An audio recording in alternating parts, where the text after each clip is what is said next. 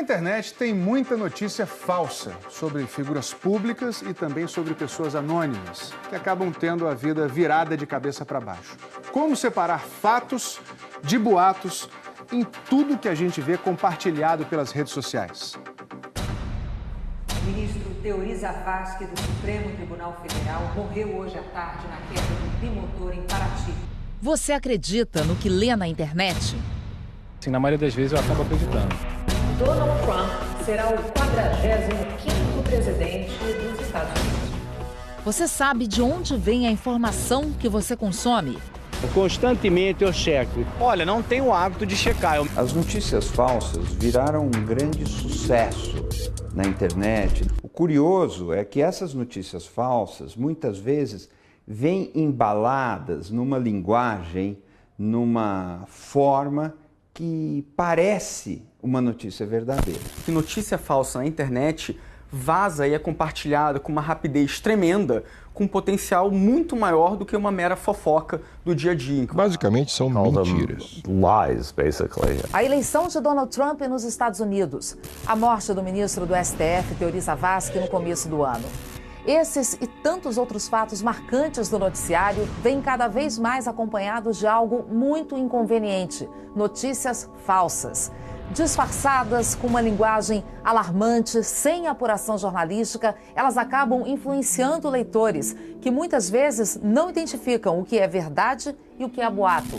Na verdade, eu fui pega de surpresa. Essa é a Mônica. Em 2013, ela simplesmente compartilhou um texto que viu em uma rede social. 800 e poucas pessoas já tinham colocado aquela notícia e eu achei estranho, mas coloquei a notícia com uma observação, que era uma coisa a ser investigada. Era uma acusação a um veterinário que supostamente teria realizado um procedimento mal feito em uma cadela. Ele não gostou do que viu e resolveu processar a pessoa que escreveu o texto. E entre tantas pessoas que haviam compartilhado a notícia, a Mônica. Ela compartilhou essa inverdade sem ter conhecimento dos fatos, sem ter qualquer fundamento do que havia realmente acontecido. E isso se tornou uma ofensa à imagem do nosso cliente. Um simples compartilhamento que acabou resultando em uma indenização pesada. Mônica foi condenada a pagar R$10 mil ao veterinário. Ela acha a pena injusta e ainda briga para reverter a decisão na justiça. Mas passou a prestar mais atenção. Se é alguma coisa que eu estou em dúvida, eu deixo de compartilhar. Os boatos se espalham ainda mais rapidamente quando o alvo é uma pessoa pública. O Dr. Drauzio Varella foi surpreendido em outubro do ano passado por um vídeo. Quarta-feira, o Dr. Drauzio Varella fez um programa mostrando o porquê do câncer na tireoide. Ele afirmou que possivelmente possa ser o resultado das radiografias dentárias e das mamografias. Eu tomei conhecimento dessa história porque comecei a receber várias mensagens me perguntando se aquilo era verdade. Essa fala dela tinha viralizado pela internet, né? E aí tentei desmentir da forma que achei possível, né? E é uma mentira dela. Eu nunca diria uma coisa estúpida como essa. A mulher no vídeo é Fabiane Vasconcelos. Nessa página, em uma rede social, ela faz comentários e divulga vídeos com informações supostamente exclusivas, geralmente sem comprovar a origem. Por telefone, o marido de Fabiane disse que ela não iria comentar o caso. Ela não quer falar. Ela não quer falar. Esse tipo de invenção é criminosa, porque imagina quantos anos os médicos dizem para as mulheres que têm que fazer mamografia, que o câncer de mama descoberto nas fases iniciais é curável em quase 100% dos casos e que as mamografias devem ser feitas com regularidade. Aí aparece uma pessoa completamente desqualificada que diz que contesta e que coloca dúvida nas pessoas e que faz com que muitas pessoas deixem de fazer um exame que é necessário. E isso fica impune, fica desse jeito. Existe punição para quem divulga notícia falsa? A pena para injúria, calúnia e difamação na internet é a mesma pena do Código Penal que funciona para fora da internet. Então, sim, eu tenho que me preocupar bastante com isso, tanto com as notícias que eu compartilho, quanto com o que eu digo efetivamente. E não é só no Brasil que a disseminação de notícias falsas virou um problema. Novembro do ano passado, véspera da eleição americana mais agressiva dos últimos tempos. Um site na Califórnia publica: agente do FBI suspeito de vazar e-mails de Hillary é encontrado morto, levando muitos a acreditarem que foi um assassinato com fins políticos, cometido pela família Clinton. O artigo, escrito por Justin Kohler, viralizou e em 10 dias atraiu 1.600.000 acessos. Mas ele admite, nada do que está ali é verdade. Mesmo votando em Hillary, Justin não se incomodou em escrever uma mentira contra ela. Conta que ganhou $8.000, mais de R$25 mil, em renda publicitária com o boato. E diz que está arrependido. Se eu disser isso é um carro preto, você vai dizer, é óbvio. Mas tem gente que não tem mais essa convicção. Notícias falsas se alastram nas redes sociais, que fazem muita gente acreditar que o carro pode, por exemplo, ser branco, mesmo quando não há evidência disso. Essa zona cinzenta, uma confusão entre o que é verdade e o que não é, virou de cabeça para baixo a política americana. No dia da posse de Donald Trump, um correspondente do jornal The New York Times publicou 2 fotos, mostrando que o público em Washington foi bem menor do que o da posse de Barack Obama, em 2009.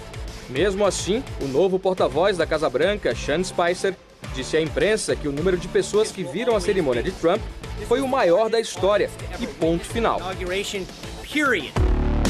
A conselheira de Trump, Kellyanne Conway, defendeu o colega. Disse que ele apenas apresentou fatos alternativos. Depois de eleito, Trump foi alvo de um dossiê com informações não comprovadas que dizia que a Rússia tinha dados comprometedores para chantageá-lo, um caso que está sendo investigado pelo FBI. Fomos à Universidade de Columbia, que concede o Pulitzer, um dos prêmios mais importantes do jornalismo, conversar com o professor William Gruskin. Qualquer pessoa pode publicar qualquer coisa de graça na internet. E as redes sociais espalham tudo rapidamente, principalmente entre pessoas que pensam de forma parecida. Infelizmente, em vez de procurar notícias para se informar, muita gente só quer ler aquilo em que já acredita. Não foi à toa que em 2016, pós-verdade foi escolhida a palavra do ano pelo dicionário Oxford. Ela descreve as situações em que a emoção e as crenças pessoais afetam mais a opinião pública do que fatos objetivos. O professor Gruskin diz que os jornalistas precisam redobrar os esforços para denunciar notícias falsas e que o público também deve se proteger. Quando você começar a ler alguma coisa que não parece ser muito séria, muito estruturada, que não tem fontes, é melhor desconfiar daquilo. É aí que entra o papel da imprensa. O papel da imprensa é justamente verificar a verdade e separar a verdade factual da mentira. Esse sempre foi o papel da imprensa, mas nesse momento esse papel se tornou mais dramático e mais urgente. Não existe fórmula, mas algumas características ajudam a identificar uma notícia falsa. O tom geralmente é alarmante. A origem das informações não é citada. Detalhes como datas e locais também são omitidos. E o pedido de compartilhamento é enfático. Eu conheço o jornal, a emissora de TV que publicou essa informação? Eu posso confiar nessa fonte de informação ou isso veio de um lugar que não se identifica? As pessoas que já perceberam o estrago que isso provoca acreditam que a grande responsabilidade é de quem falsifica a notícia. Os responsáveis por isso somos nós. Os responsáveis são as pessoas que estão nas redes sociais, recebem uma bobagem estapafúrdia dessas aí e joga isso para todos os seus contatos, para todo mundo que conhece, e assim isso vai se espalhando.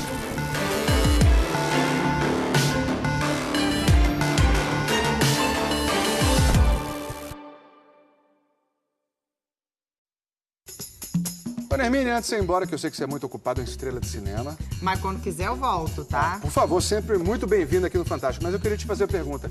Você já foi vítima de notícias falsas na internet? Claro. Aparece muita coisa? Muita coisa. Uma coisa desse tipo assim, ó. Já pensou? Deixa eu ver. Minha Mãe é uma Peça 2 é um fracasso de bilheteria. Ah, gente, a pessoa que escreveu isso, ela não tem o que fazer, lavar uma louça. Deixa eu apagar. Aperta aqui, mentira. Só pra aliviar meu ódio. Aí, ó. Mentira. Isso é quebrou, hein, Tadeu? Agora imagina essa outra notícia aqui, ó. Deixa eu ver. Qual? Tadeu Schmidt fez implante de cabelo. De vez em quando falam isso na internet de mim. Não sei. De perto, Nunca assim, fiz. não sei responder. Pois é, mas por enquanto é mentira. Mentira, tá bom. Tá? Um dia eu faço.